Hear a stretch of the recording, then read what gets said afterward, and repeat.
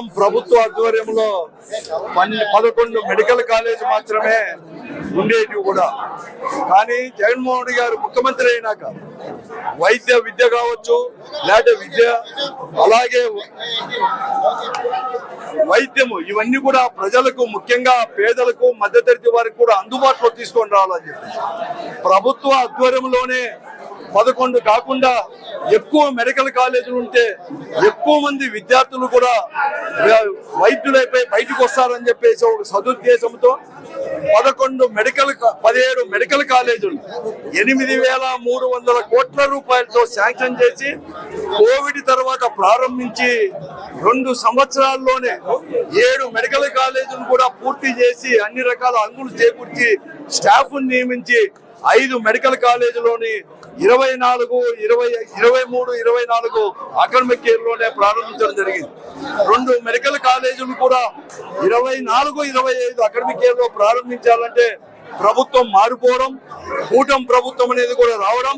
కూటమి ప్రభుత్వం ఇంకా కూడా ఎక్కువ దగ్గరకు తీసుకొని వస్తానని చెప్పేసి ప్రైవేటీకరణ అనేది లేకుండా అన్ని ప్రభుత్వ పరంగానే హాస్పిటల్స్ కూడా తీసుకొస్తామని వాగ్దానం చేసి ఆ వాగ్దానానికి తిలోదకాలని కూడా ఇచ్చేసి ఈ రోజు జగన్మోహన్ రెడ్డి గారి యొక్క నాయకత్వంలో ఉండే ప్రభుత్వం 17 మెడికల్ కాలేజీలు తీసుకొని వచ్చేసి ఖర్చు పెట్టి అవన్నీ కూడా చేస్తే అవన్నీ కూడా పీపీపీ విధానంలో ప్రైవేటు పరం తన బంధువులకు, తనకు, తన వర్గానికి, తన పార్టీ వారికి ఆదాయం సమకూర్చే విధంగా కూడా అన్ని కూడా ప్రైవేటు వారికి దారదత్తం చేస్తుంటే వైఎస్ఆర్ కాంగ్రెస్ పార్టీ ఆధ్వర్యంలో ఈ ప్రైవేటీకరణకు వ్యతిరేకంగా ఈ రోజు మేమనేది కూడా పోరుబాటు కూడా చేసి ఈ రోజు నుంచి వైఎస్ఆర్ కాంగ్రెస్ పార్టీ ఆధ్వర్యంలో జగన్మోహన్ రెడ్డి గారి యొక్క నాయకత్వంలో 1 కోటి సంతకాల సేకరణ కోసం చేసి ర్యాలీల ద్వారా ప్రజల్లో చైతన్యవంతులు చేస్తూ సంతకాలు సేకరిస్తూ వచ్చే నెల 26 తర్వాత, నవంబర్ 26 తర్వాత మేము గవర్నర్ గారికి అవన్నీ కూడా ప్రజలు చేసిన సంతకాలతో సమర్పించాలని చెప్పేసి ఒక నిర్ణయం తీసుకుంది. ఆ కార్యక్రమం ఈ రోజు నుంచి ఈ రాష్ట్రంతో పాటు ఈ జిల్లాతో, అనంతపురం జిల్లాతో పాటు అనంతపురం అర్బన్ అసెంబ్లీ నియోజకవర్గంలో కూడా ప్రారంభమైతా ఉంది. జగన్మోహన్ రెడ్డి గారు ఈ ప్రభుత్వ ఆధ్వర్యంలో 17 మెడికల్ కాలేజే కాకుండా దాదాపుగా పాత మెడికల్ కాలేజీలకు కూడా 3,850 కోట్ల రూపాయలు ఖర్చు పెట్టి ఆధునీకరణ చేయడం కూడా జరిగింది. అలాగే 1100 పైన దాదాపుగా 700 కోట్ల రూపాయలు ఖర్చు పెట్టి విలేజ్ క్లినిక్లు, పిఎస్సీలు కూడా అన్ని కూడా అంగులు చేకూర్చి ఈ రోజు కూడా అందుబాటులో తీసుకొని రావడం జరిగింది 5 సంవత్సరాల పరిపాలనలో కూడా.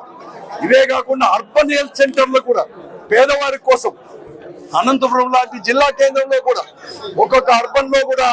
5, 6 కూడా చేసుకొని వచ్చేసి దాదాపుగా 524 మెడికల్ కాలేజీలు 400 కోట్ల రూపాయలతో కూడా ఇవన్నీ కూడా పూర్తి చేసి ప్రజలకు అందుబాటులోకి తీసుకొని రావడం ఉంది. ఈ రోజు అర్బన్ క్లినిక్లో కావచ్చు, ఇవే కాదు ప్రతి హాస్పిటల్లో కూడా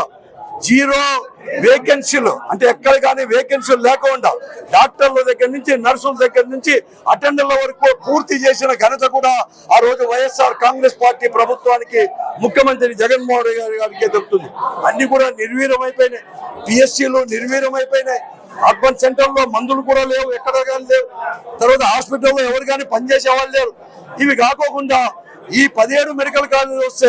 సూపర్ స్పెషాలిటీ హాస్పిటల్ అన్ని కూడా అటాచ్డ్ గా వస్తాయి. అవన్నీ కూడా ప్రైవేట్ పరం చేసి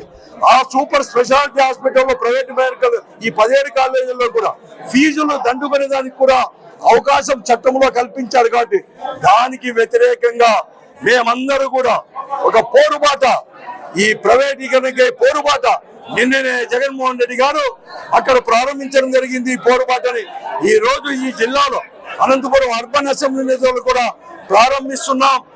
వచ్చే నెల 25, 26 తేదీ లోపల ఉద్యమాలు చేస్తూ ప్రజలను చైతన్యవంతం చేస్తూ దీంట్లో కూడా రౌండ్ టేబుల్ కాన్ఫరెన్సులు కానీ, అలాగే స్కూళ్ళు, కాలేజీలు ఇవన్నీ కూడా జరుగుతూ వారందరినీ చైతన్యంతో చేసి వారందరినీ భాగస్వామ్యం చేసేసి ఈ ప్రైవేటీకరణని అడ్డుకుంటామని చెప్పేసి, అలాగే ఈ రోజు ముఖ్యమంత్రి గారికి నేను అన్ని కూడా చెప్తున్నాను, హెచ్చరిక చేస్తున్నాను. మీరు ముఖ్యమంత్రిగా ఉన్నప్పుడు కూడా ఈ అనంతపురంలో కూడా ఒక ప్రైవేట్ యొక్క ట్రస్ట్ అనేది కూడా ఏర్పాటు చేసి వారికి మెడికల్ కాలేజ్ చేయాలని చెప్పేసి 1997-98 సంవత్సరంలో నువ్వు ముఖ్యమంత్రిగా ఉన్నప్పుడు ప్రయత్నం చేశావు, ట్రస్ట్ కూడా ఏర్పాటు చేశావు. ట్రస్ట్ లో 10 మంది సభ్యులను కూడా చేసి స్థలాన్ని కూడా, ప్రభుత్వం స్థలాన్ని కూడా 10 ఎకరాలు 12 ఎకరాలు కూడా నువ్వు ఇవ్వడం జరిగింది. ఈ రోజు సూపర్ స్పెషాలిటీ హాస్పిటల్ కట్టారో అది ట్రస్ట్ పేరిట కూడా ఆ రోజు ఇవ్వడం జరిగింది. ఆ రోజు మేమంతా కూడా పార్లమెంట్ సభ్యులు, ఆ రోజు మేమందరూ కూడా వ్యతిరేకించి ప్రజా ఉద్యమంతో మీ నిర్ణయాన్ని వెనక్కి తీసుకునేటట్టు చేసి మళ్ళా కూడా ప్రభుత్వ ఆధ్వర్యంలో అనంతపురంలో మళ్ళా కూడా ఎలా చేశామో ఒకతూరి జ్ఞప్తికి తెచ్చుకోమని చెప్పేసి, ఒకతూరి మననం చేసుకోవాలని చెప్పేసి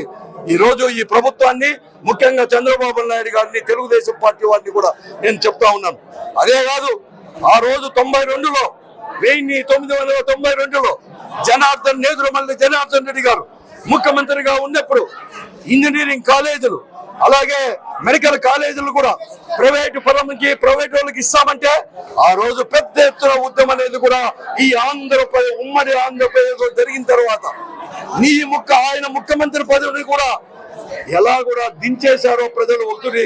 మనం చేసుకో చంద్రబాబు నాయుడు గారు అని చెప్పేసి ప్రభుత్వాన్ని కూడా నేను హెచ్చరిస్తున్నాను. అందుకోసం ఇప్పుడైనా కానీ మరీ ముఖ్యంగా అనంతపురం జిల్లాలో ఇక్కడ ఉండేవారు ప్రజాప్రతినిధులందరూ కూడా ఒక తూరి పునరాలోచించుకొని వెంటనే మీ నిర్ణయాన్ని కూడా వెనక్కి తీసుకోవాలని చెప్పేసి కూడా కోరుతా ఉన్నాను.